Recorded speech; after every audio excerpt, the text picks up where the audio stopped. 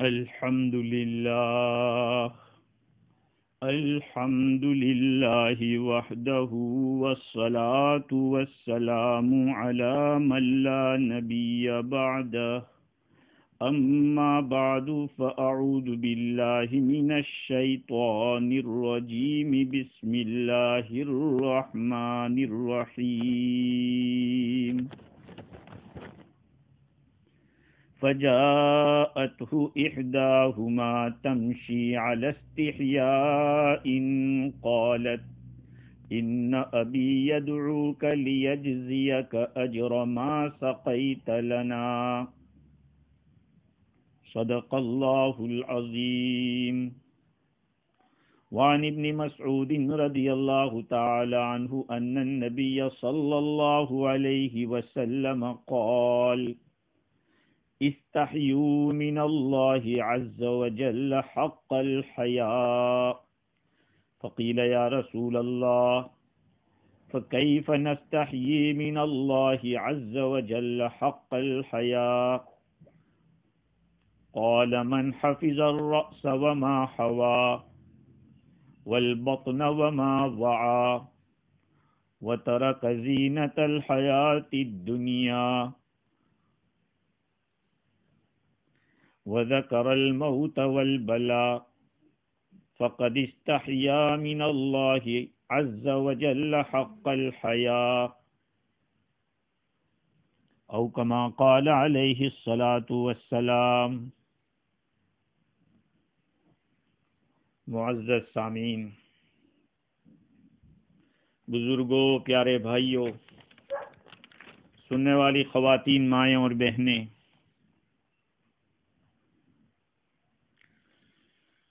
جس دور سے میں اور آپ لوگ گزر رہے ہیں، دنیا کے اندر لاک ڈاؤن رہا، اور یہ لاک ڈاؤن ختم ہوتے ہوتے دھیرے دھیرے دنیا کھل رہی ہے، لیکن اس دوران بہت ساری چیزیں سامنے آئی. علامہ ماوردی رحمۃ اللہ علیہ نے ادب الدنیا والدین کے اندر لکھا ہے کہ جتنی خیریں ہیں، بھلائیاں ہیں، جتنی شر اور برائیاں ہیں، وہ ایسی چیزیں ہیں جو چھپی ہوئی ہیں. کچھ ایسی علامتیں اور نشانیاں ہوتی ہے جس سے پتہ چلتا ہے کہ اس میں خیر ہے، اس میں شر ہے. جیسے کہ خیر کی نشانی حیا کرنا ہے، برائی کو چھوڑ دینا ہے، اور برائی کی نشانی بے حیا ہونا، فحش گو ہونا، یہ نشانیاں ہیں. حیا اور موڈیسٹی جس کو کہتے ہیں، اس کے اچھا ہونے کے لیے اور گڈ کوالٹی ہونے کے لیے اتنا ہی کافی ہے کہ وہ بھلائی پر دلیل بنتا ہے. حیا، شرم، یہ دلیل بنتی ہے بھلائی کے اوپر. اور بے حیا ہونا،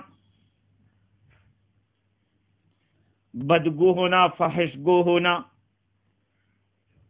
اس کے برا ہونے کے لیے اتنا کافی ہے کہ برائی تک پہنچانے کے لیے ذریعہ بنتی ہے یہ چیزیں، اور برائی کی نشانی ہے. آج ایسا لگ رہا ہے کہ ہم لوگوں میں سے حیا نکل چکی ہے. پڑھے لکھے ہی کیوں نہ ہو، اور مالدار اور غریب کیوں نہ ہو، ہر طبقے کے اندر یہ نظر آ رہا ہے کہ حیا ختم ہو گئی۔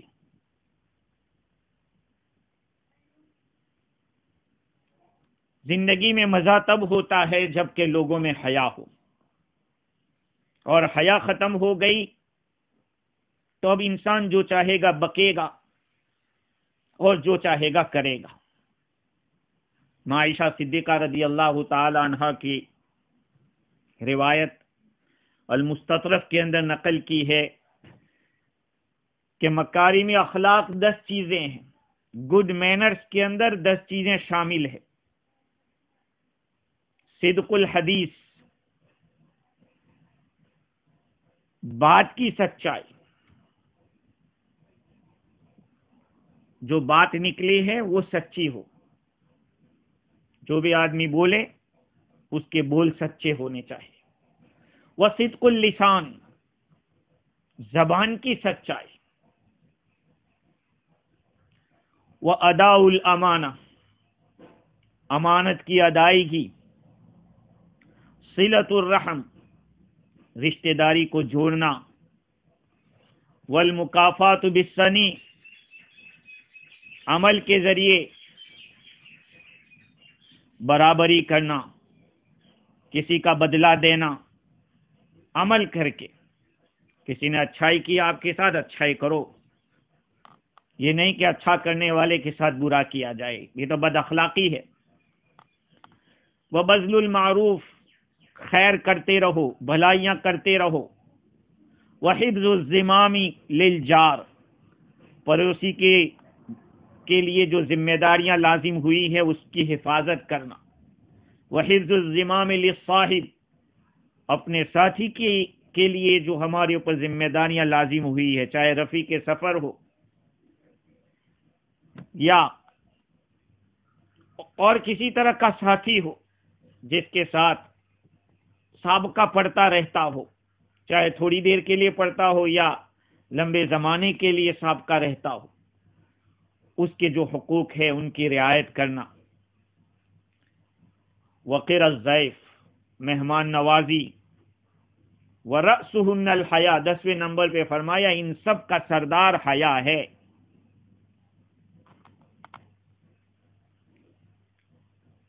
حضرت علی رضی اللہ تعالی عنہ کا ارشاد ہے، من کسا بالحیاء ثوبہ لم یر الناس عیبہ، جو آدمی اپنے کپڑوں کو حیا کا لباس پہنائے گا لوگ اس کے عیب کو نہیں دیکھ پائیں گے۔ میرے عزیزو، آج حیا کا دیوالیہ نکل چکا ہے، ہر طبقے کے لوگوں کو دیکھا جا رہا ہے، چاہے الیکٹرانک میڈیا کے ذریعے ہو یا اخبارات کے ذریعے ہو یا بالمشافہ باتوں سے پتہ چل رہا ہے کہ اس آدمی کے اندر سے حیا فوت ہو چکی ہے، جبکہ میرے اور آپ کے آقا سرکار دو عالم صلی اللہ علیہ وسلم نے تو یہ ارشاد فرمایا تھا کہ الحیاء خیر کلہ، الحیاء خیر کلہ، شرم تو پوری کی پوری خیر ہے، اور ایک روایت میں الحیاء لا یاتی الا بخیر، حیا تو بھلائی ہی لاتی ہے۔ آخر حضور اکرم صلی اللہ علیہ وسلم کے بارے میں حضرت ابو سعید خدری رضی اللہ تعالی عنہ روایت کرتے ہیں، کان رسول اللہ صلی اللہ علیہ وسلم اشد حیاء من العذراء فی خدرها فاذا رأى شیئا یکرہہ عرفناہ فی وجہہ، نبی اکرم صلی اللہ علیہ وسلم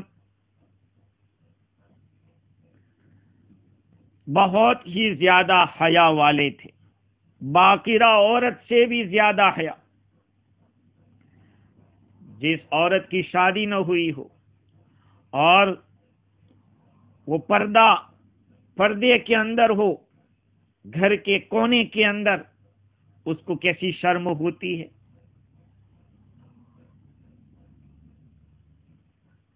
ریاض الصالحین کے حاشیے کے اندر لکھا ہے کہ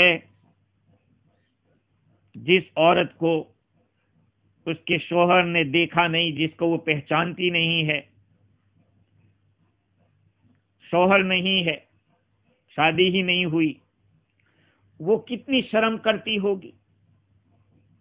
کہا نبی اکرم صلی اللہ علیہ وسلم کی شرم اس عورت سے بھی زیادہ تھی، یہاں تک کہ فَإِذَا رَأَى شَيْئًا يَكْرَهُهُ، جب آقا صلی اللہ علیہ وسلم کسی ایسی چیز کو دیکھتے جس کو ناپسند فرماتے تھے، عرفناہ فی وجہہ، ہم آپ کے چہرے مبارک کے اندر پہچان لیتے تھے۔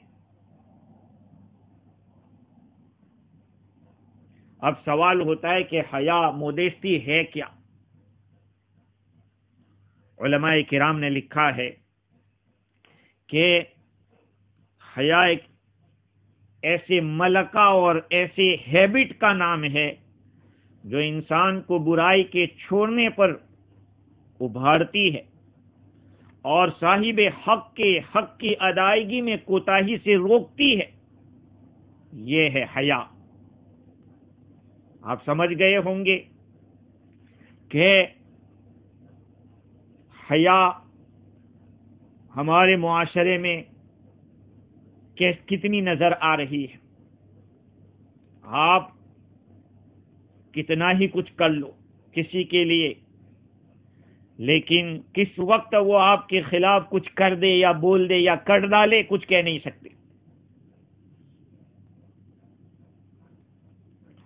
اگر حیا ہوگی تو آدمی کو احساس ہوگا کہ اس نے میرے ساتھ یہ سلوک کیا تھا، مجھے یہ نہیں کرنا چاہیے۔ اس کا ایک داخلہ اور اس کی ایک مثال آپ کو دیتا ہوں۔ وہ رضوی وسیم رضوی، جس کا نام آج کل میڈیا کے اندر چل رہا ہے، مالی خولیا کا شکار ہے، وہ اللہ ہی ایسوں کو ایسی سزا دے دنیا کے اندر ہی کہ کلام اللہ کا کھلواڑ کرنے والے بدتمیزوں کو اللہ تعالی کیسے دنیا میں دکھاتا ہے۔ واہی تباہی بکنے والے، چہروں سے پتا چلتا ہے کہ کتنے بے غیرت اور بے حیا ہیں۔ نعوذ باللہ، قرآن کو ایسوں کی کوئی ضرورت نہیں ہے، ہمارے رب کو ایسوں کی کوئی ضرورت نہیں جو قرآن کو صحیح کر رہے ہیں۔ اللہ تعالیٰ ایسوں کو کیفر کردار تک پہنچائے اور ان کے لیے مناسب سزا اللہ تعالیٰ دنیا میں دے۔ دین الحمدللہ کسی کا محتاج نہیں ہے۔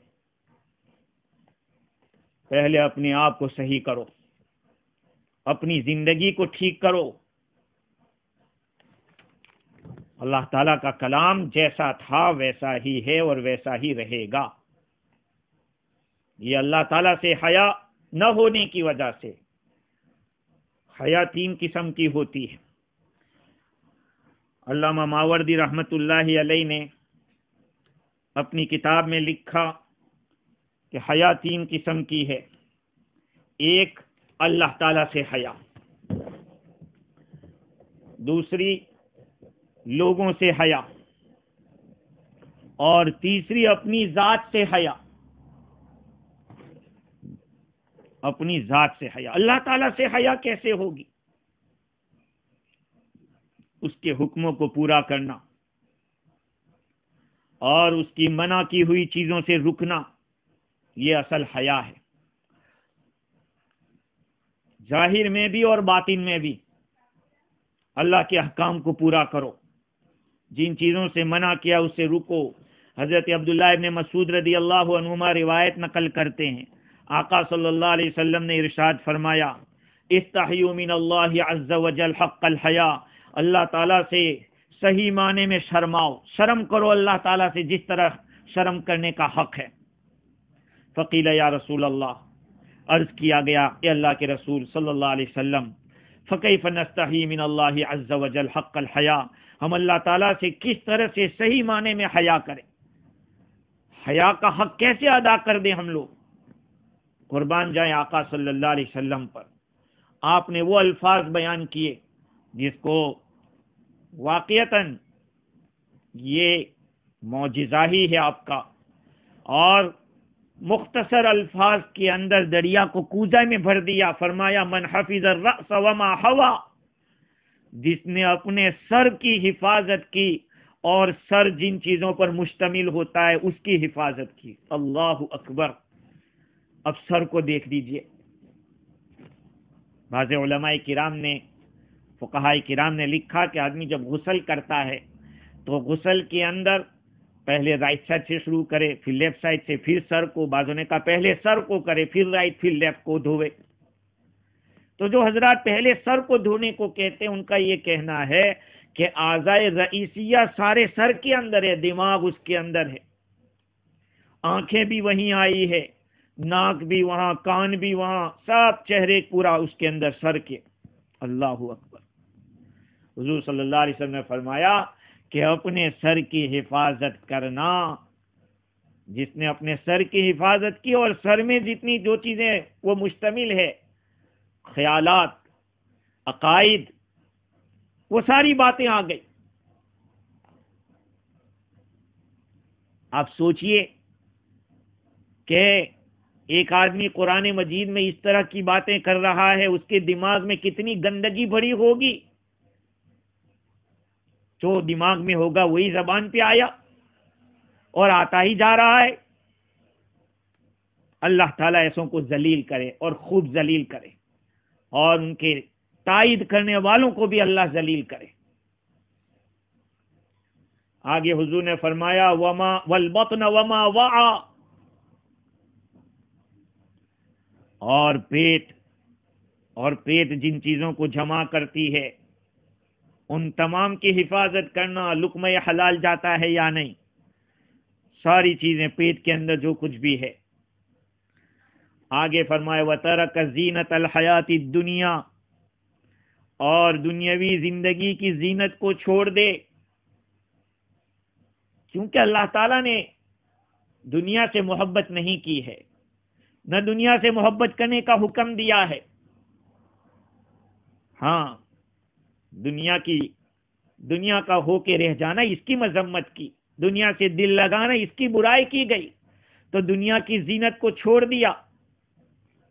وَذَكَرْتَ الْمَوْتَ وَالْبِلَا، اور موت اور پرانا ہونے کو یاد کیا۔ وَذَكَرَ الْمَوْتَ، موت کو یاد کیا، اور بوسیدہ ہونے کو، پرانا ہونے کو یاد کیا۔ فَقَدْ اسْتَحْيَا مِنَ اللَّهِ عَزَّ وَجَلَّ حَقَّ الْحَيَاءِ، جس نے یہ سارے کام کر لیے اس نے یقیناً اللہ تعالیٰ سے شرم کی۔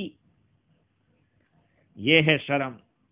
ہر وقت آدمی کو خیال آوے کہ یہ کروں گا تو میرا رب تو مجھے دیکھ رہا ہے، میں اس کی نظر سے غائب نہیں ہو سکتا۔ آج دنیا کے اندر جہاں کیمرہ ہوتا ہے تو آدمی اپنی چال بھی بدل دیتا ہے کہ دیکھو دکھ رہا ہے، کیچ ہو رہا ہے، ہماری ایکشن اس میں جمع ہو جائے گی۔ اللہ تعالیٰ کا جو کیمرہ ہے وہ 24 گھنٹے ہمارے اوپر پڑا ہوا ہے، اس کو ضرورت نہیں ہے ہمارے کیمروں کی۔ تو جس کے اندر حیا ہوگی اور شرم ہوگی وہ اللہ تعالیٰ سے ہر حال میں ڈرے گا۔ علامہ ماوردی نے اس حدیث کے تحت لکھا کہ ھذا الحدیث من ابلغ الوصایا، یہ حدیث بہترین وصیتوں میں سے ہے۔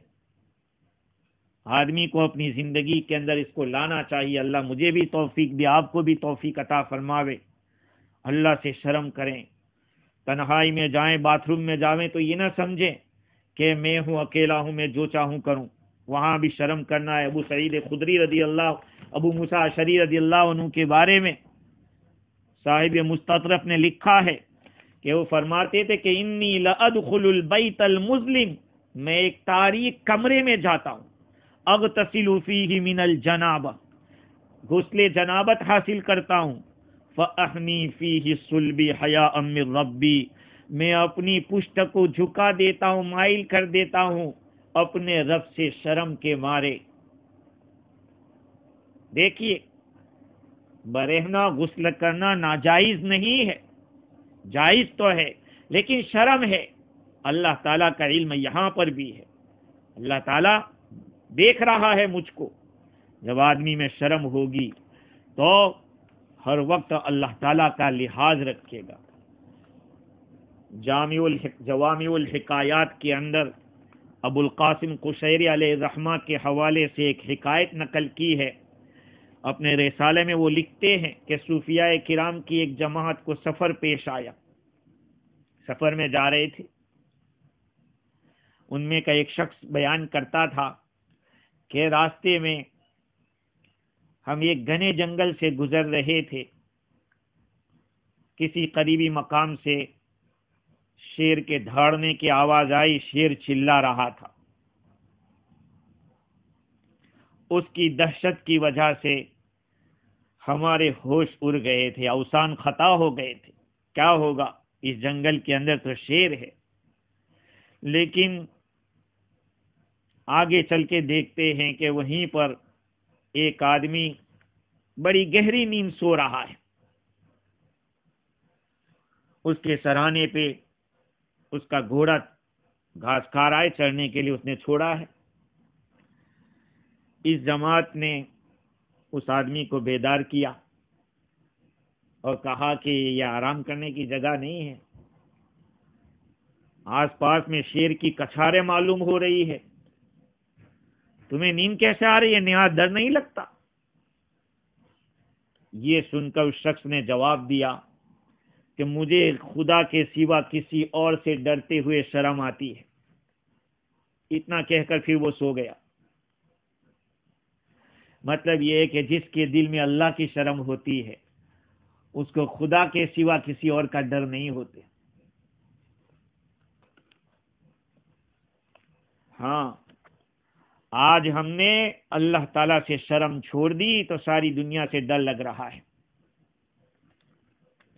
یہ ہے پہلے نمبر کی چیز، اللہ تعالیٰ سے حیا کرنا۔ ابراہیم حضرت خواص رحمت اللہ علیہ فرماتے تھے کہ اللہ کے بندے جو عمل کرتے ہیں وہ 4 درجے کے ہیں۔ بعض لوگ تو جہنم کے ڈر سے، اللہ تعالیٰ کے ڈر سے عبادت کر رہے ہیں۔ کچھ لوگ وہ ہیں جو جنت کی امید میں اور ثواب کی امید میں عبادت کر رہے ہیں، عمل کر رہے ہیں۔ تو کچھ لوگ وہ ہیں جو اللہ کی تعظیم کے خاطر عبادت کرتے ہیں، اور کچھ وہ ہیں جو اللہ سے حیا اور شرم کرتے ہوئے عبادت کرتے ہیں۔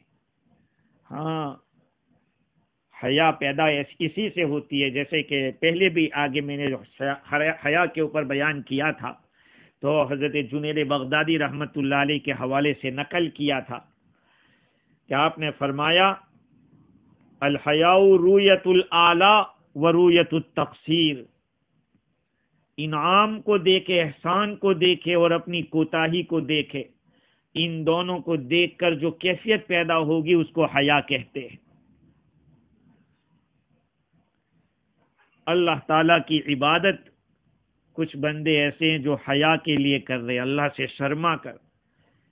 حضرت خواص رحمت اللہ علیہ فرماتے ہیں فَأَرْفَعُهَا مَنزِلَةً الْحَيَاءُ، ان سب میں اونچا درجہ اس آدمی کی عبادت کا ہے جو حیا کی بنیاد پر کر رہا ہے، اس لیے کہ وہ عبادت کرتا ہے اس یقین کے ساتھ کہ اللہ تعالی ہر حال میں مجھے دیکھ رہا ہے، میں چاہے دیکھوں یا نہ دیکھوں وہ تو مجھے دیکھ ہی رہا ہے۔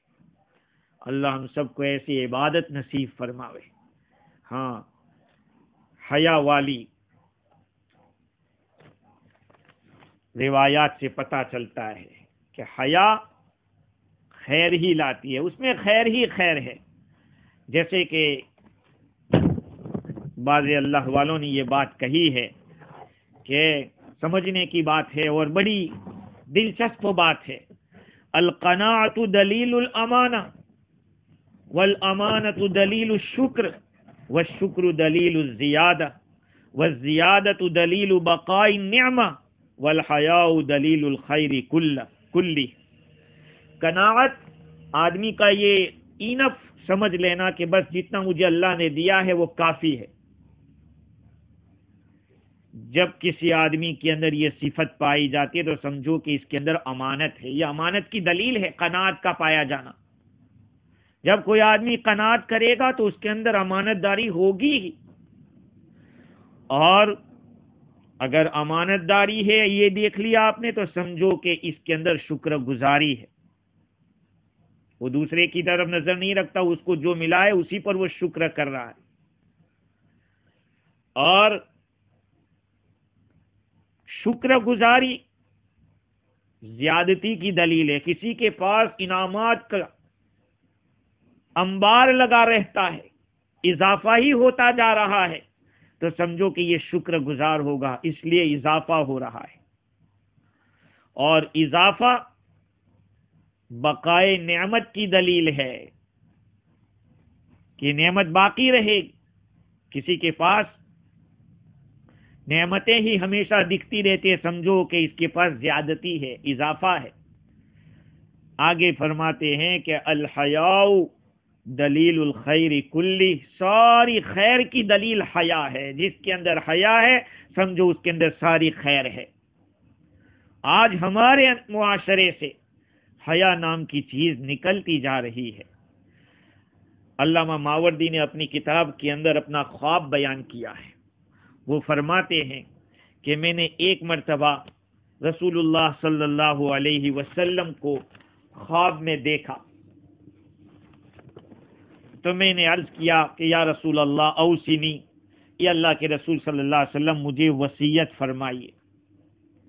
فرمایا استحی من اللہ عز وجل حق الحیا، تم اللہ تعالی سے جس طرح شرم کرنا چاہے اس طرح شرم کرو، حیا کرو. پھر آپ نے فرمایا تغیر الناس، لوگ بدل گئے، لوگوں کے حالات بدل گئے.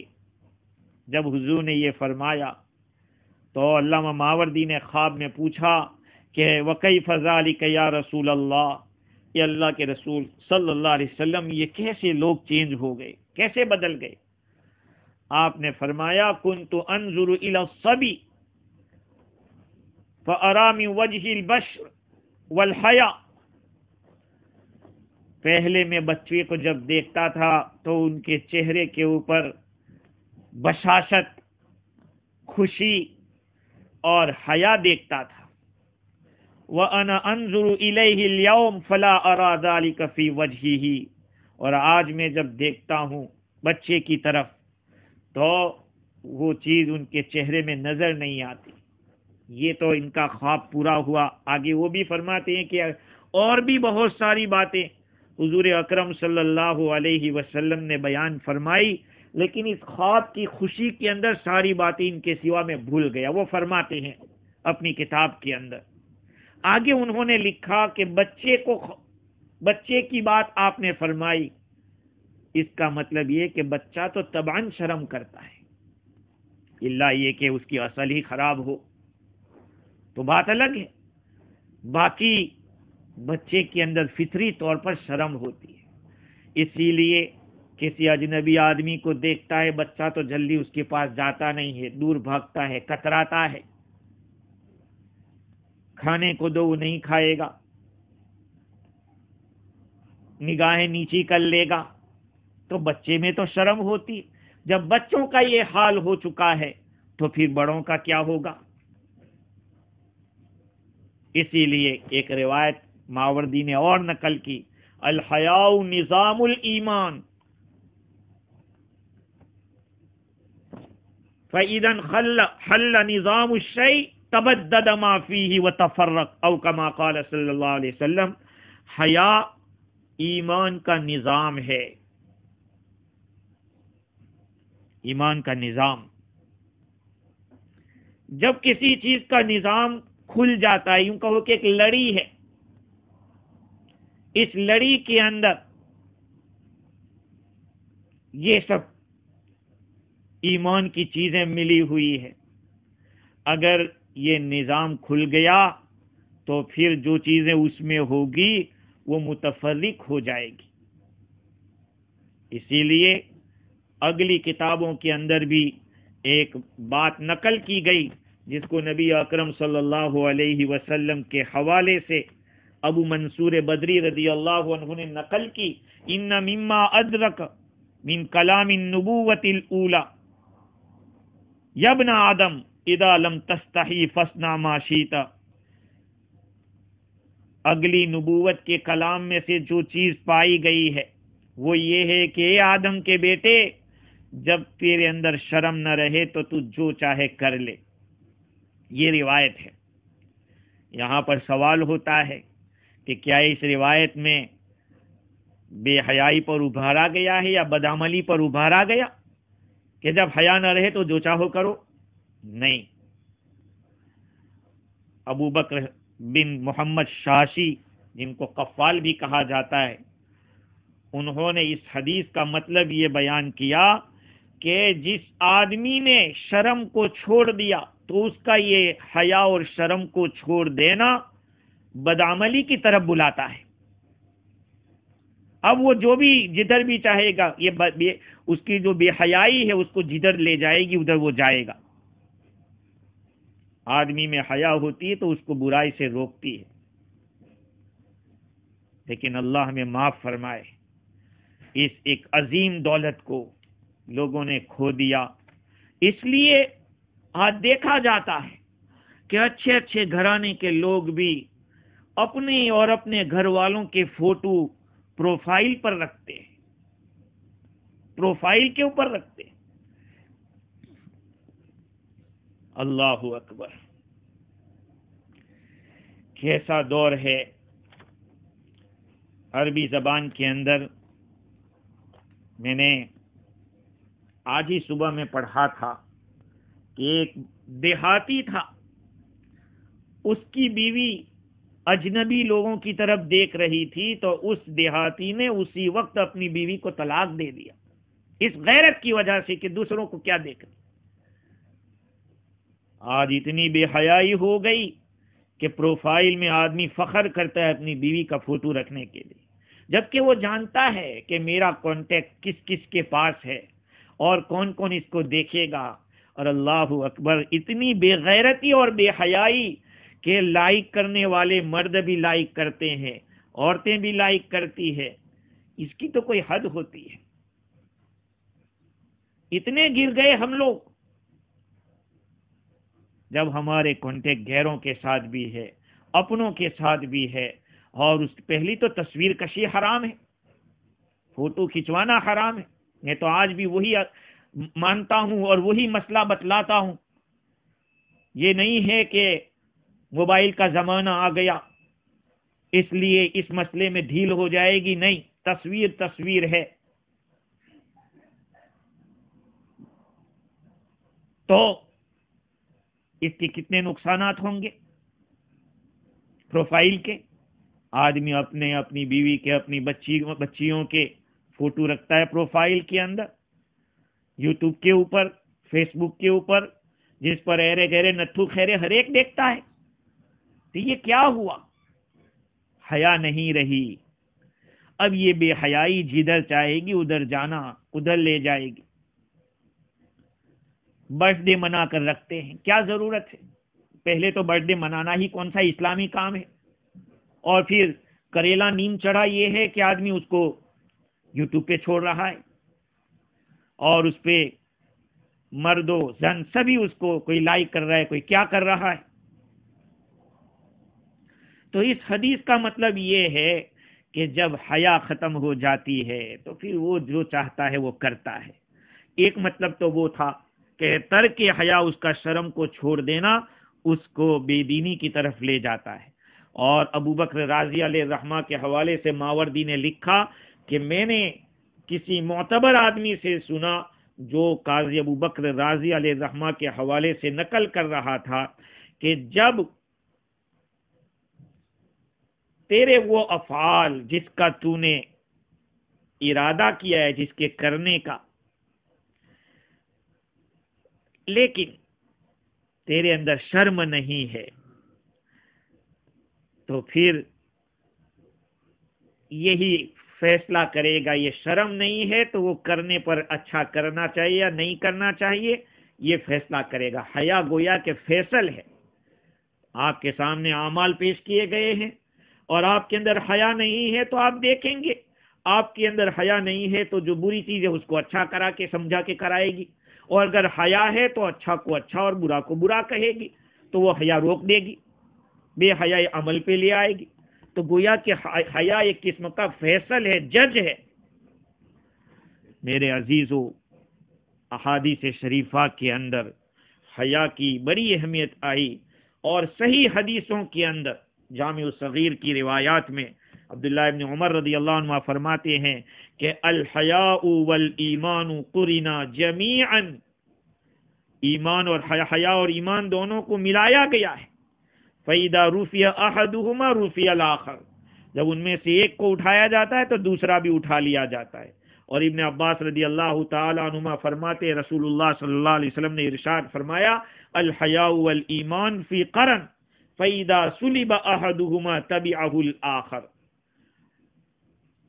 حیا اور ایمان ملے ہوئے ہیں، جب ان میں سے ایک کو کھینچ لیا جاتا ہے اس کے پیچھے پیچھے دوسرا بھی چلا جاتا ہے.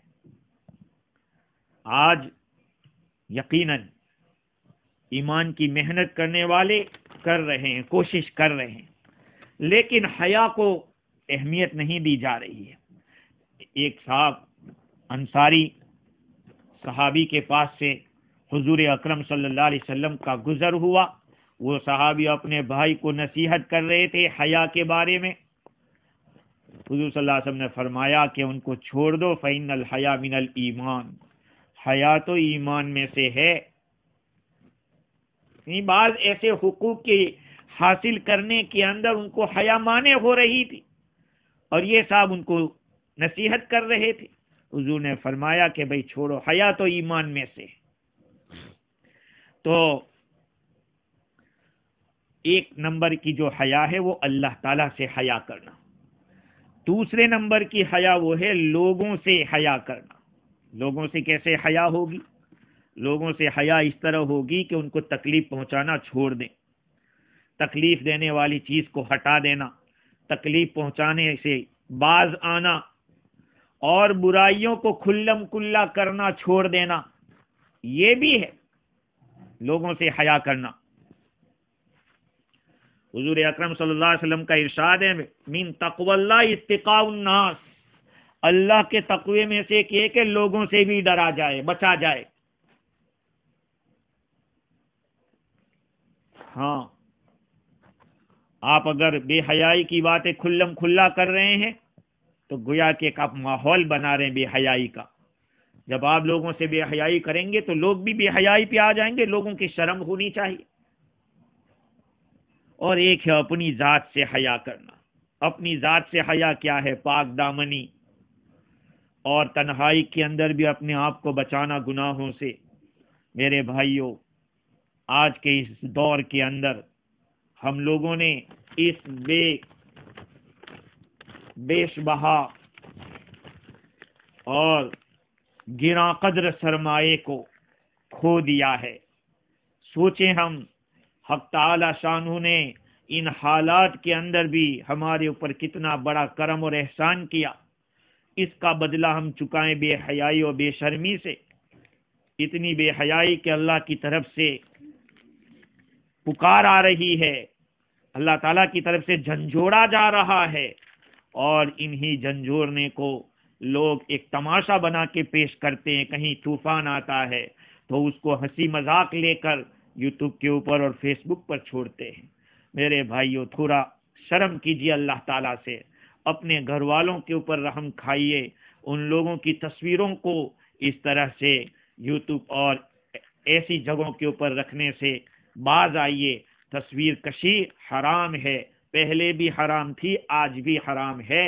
یہ نہیں ہے کہ زمانے کے رو کے اندر ہم بھی بہہ جائیں گے اور مسئلہ ہم وہ کہیں گے کہ زمانہ اس طرح، چونکہ حالات ایسے ہو گئے، لوگ اس طرح کا بہانہ نکالتے. اللہ تعالی ہم لوگوں کی حفاظت فرماوے اور حیا کا جو حق ہے وہ ادا کرنے کی توفیق عطا فرماوے. اس روایت میں جو آقا صلی اللہ علیہ وسلم نے ارشاد فرمایا کہ اپنے سر کی، اپنے پیٹ کی حفاظت، اور اسی طرح سے دنیا کی زینت کو چھوڑنا۔ یہ آج جو کچھ بھی ہو رہا ہے، اکثر تو یا تو کسی کو جلانے کے لیے اس طرح کی کامنٹس کرتے ہیں یا رکھتے ہیں، یا کبھی اپنے آپ کو بڑھا دکھانے کے لیے اور لوگوں سے واہ واہ لینے کے لیے۔ یہ سب واہ واہ آہ آہ میں بدل جائے گی، اس لیے تھوڑا سنبھل جائے اور اللہ تعالیٰ سے شرم کریں۔ جو نعمتوں کی بارشیں برسا رہا ہے ہمارے اوپر، ان نعمتوں کی قدر کریں۔ اللہ تعالیٰ مجھے کہنے سے زیادہ، آپ حضرات کو سننے سے زیادہ عمل کی توفیق عطا فرماوے۔ وآخر دعوانا ان الحمد للہ رب العالمین۔